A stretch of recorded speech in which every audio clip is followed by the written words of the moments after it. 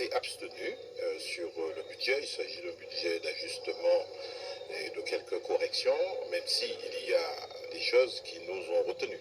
Par exemple, faire une autorisation de programme sur les TIC, donc sur le très haut débit. Je ne comprenais pas très bien, c'est parce que la région n'a pas créé une société régionale pour gérer ça qu'il faut le faire en régie. Il y a des risques de suivi un peu difficiles. On n'a pas voté, en revanche, on a voté contre l'admission à nos valeurs parce qu'on va enrichir sans cause un certain nombre de sociétés ou de particuliers. Par exemple, Bodyfert, géré par le docteur Dugamin, c'est Mme Michel qui lui avait donné un local qu'il n'a pas payé, il ne paye pas les loyers. On va lui donner plus de 50 000 euros en non-valeur, c'est-à-dire qu'on abandonne, même si, dit-on, qu'on peut poursuivre après avoir fait ça. Je n'ai jamais fait ça. Je dis tant que toutes les diligences et tous les moyens de recouvrement forcé n'ont pas été épuisés, je ne fais pas tomber en non-valeur. Je connais d'autres sociétés qui sont solvables, eh bien, ont à présenter là en non-valeur. Je l'ai dit à la Chambre régionale des comptes, je me suis opposé à leur conclusion. Ce n'était pas un refus de poursuivre, c'était un refus de faire tomber en non-valeur et d'enrichir des gens comme ça pour faire plaisir. Bon, vous avez vu l'ambiance.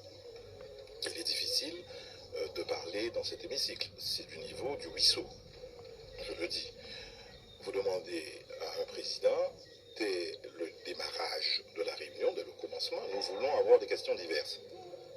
C'est pourtant dans l'ordre du jour qu'on nous a envoyé. Et on nous dit, on ne peut pas avoir de questions diverses parce que la Chambre régionale des comptes a dit que c'est interdit. C'est faux.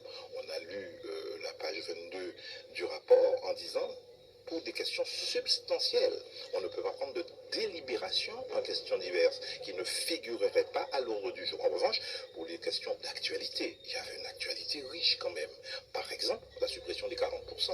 Nous voulions faire adopter une résolution pour dire que la région s'oppose à la tentative de suppression des 40%. Nous voulions parler de ce qui s'est passé, de ce que la presse a publié dans les colonnes de vos confrères, comme quoi il y a eu financement illégal de campagne régionale et de campagne municipale. Eh bien, pour lui, c'est un cancan, c'est une agression. Et puis, et je finis, ça qui est grave, on m'a accusé d'être un assassin. M. Bardaille m'a accusé d'être un assassin à la dernière plénière. Le président n'a pas arrêté, n'a pas fait un rappel au règlement, n'a pas fait une suspension. Aujourd'hui, on vous dit qu'il n'y a pas de questions diverses. Mais lui, il se lance dans des accusations en disant que je mangeais et j'allais à la pêche avec des procureurs, que j'ai enrichi, qu'il y a un chabin, etc. Mais je lui ai déjà dit de porter plainte. Il l'a déjà fait, puisqu'il a été voir un président de la République, M. Macron. Il a été voir Mme Belloubet pour dire on a condamné M. Molinier, pourquoi ça va aussi vite pour lui? Mais quand je suis arrivé aux responsabilités, j'ai trouvé les choses, j'ai déposé, et que je vous demande d'accélérer les procédures, de trouver un dossier à l'URL. Voilà l'ambiance ici. C'est lamentable. C'est lamentable. Le parti a réagi. Je viens d'appeler le président de l'association des maires qui est réuni au WTC pour dire que cette affaire-là est grave, faite dans des conditions absolument inacceptables. Tous les receveurs municipaux, les payeurs départementales et régionales ont écrit à leur exécutif pour leur dire à partir du mois de novembre, vous ne pourrez pas payer. Mais pire encore, vous ne pourrez pas, même si vous prenez une délibération, allouer ce type de majoration de rémunération aux contractuels. Ensuite, dans la lettre, ils vont encore plus loin en disant vous recevrez ultérieurement un autre courrier pour le remboursement des indus.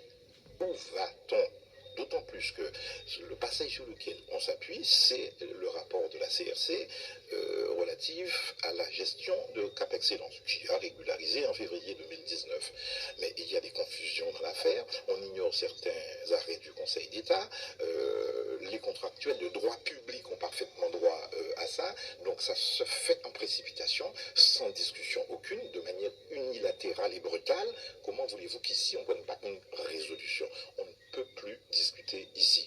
Évidemment, vous demandez la parole, on vous la refuse, on vous insulte, on vous dit que vous êtes un voleur et un malpropre, mais on ne vous donne pas la réponse.